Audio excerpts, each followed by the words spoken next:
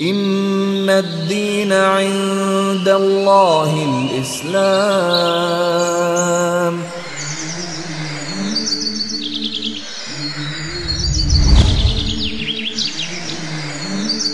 En el Corán nosotros tenemos precisos las suras, las menciones, en donde si nosotros tenemos en cuenta que el Corán de verdad es la palabra de Dios, entonces Él, a través de su mensajero, el profeta Mohammed, la paz de Dios sea con él, nos hace un recuento de lo que ha sido el profeta Jesús, que es el profeta anterior, y de él hicimos mención, como hicimos mención de todos los profetas. Nosotros los musulmanes somos reconocedores de todos los profetas que Dios ha dado a la humanidad.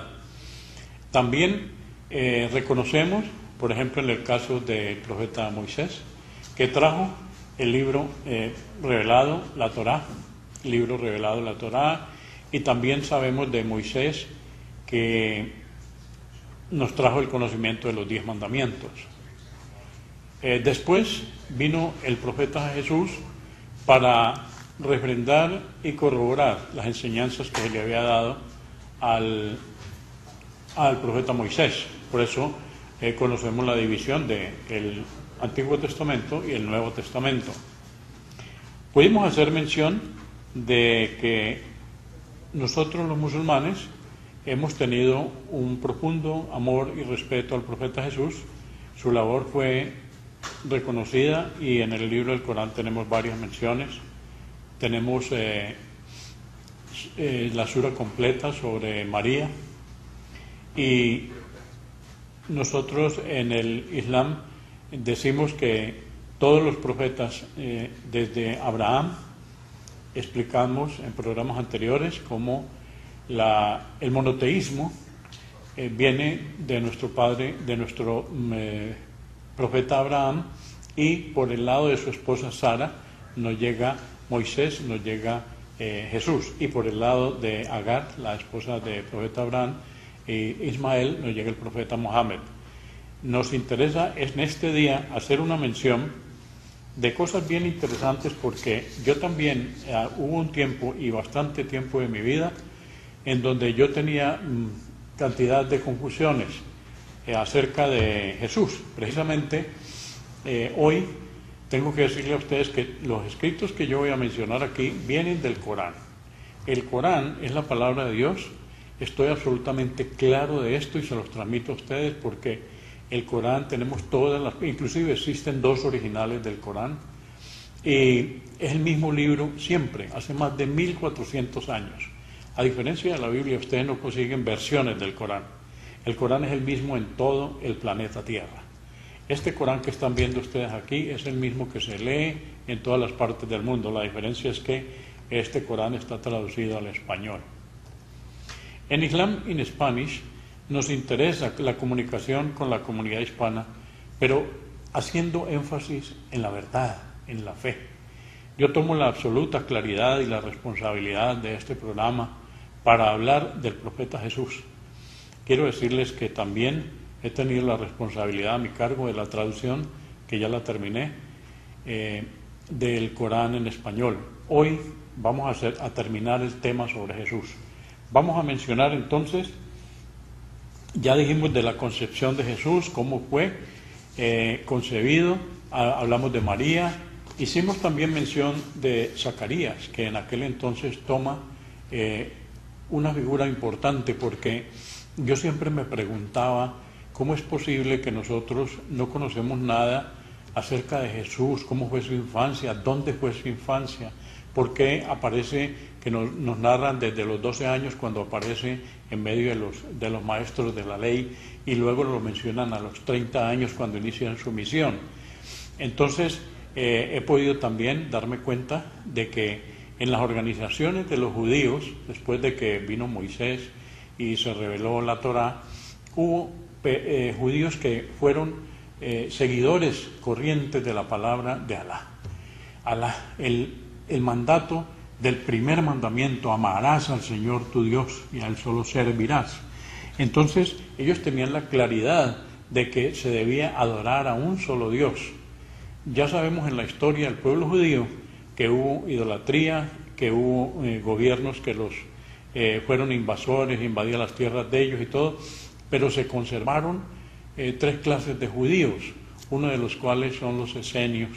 Y los esenios fueron esas personas que son históricamente muy importantes porque ellos se retiraron en las orillas del río Jordán, alrededor de unas 600 cuevas.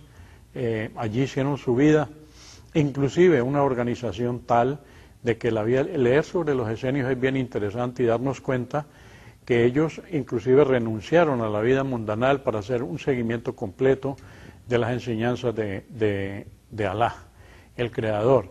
Estos judíos fueron los que, conociendo Zacarías, que ellos existían, él les mandó a su hijo Juan, que después lo conocemos como Juan el Bautista. Recordemos que Isabel era prima de María. Entonces, fíjense en el contexto en el cual se desarrolla dentro de una pureza tal el profeta Jesús, que nosotros ahora sí nos damos cuenta cómo en su vida, cuando ya él viene al programa de cumplir como profeta del Islam, Jesús viene con una devoción interesante sobre lo que era la verdadera religión. Jesús, teniendo en cuenta que nosotros decimos todo el que es sumiso a Dios es musulmán, Jesús es un verdadero musulmán.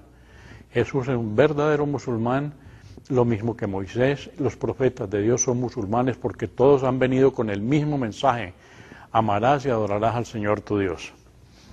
Jesús fue el profeta que nos vino en una época en donde había demasiada tensión, era esperado. Herodes, recordemos, inclusive en las fechas de su nacimiento, inclusive mandó sacrificar todos los recién nacidos. Y fue Zacarías, él vuelve a agarrar importancia, Zacarías el que dispone la salida de María con su niño y fue encargado a los esenios. Jesús entonces se libró de esas muertes que hicieron a los recién nacidos por parte de Herodes. El Imperio Romano entonces no deseaba para nada la presencia del Mesías.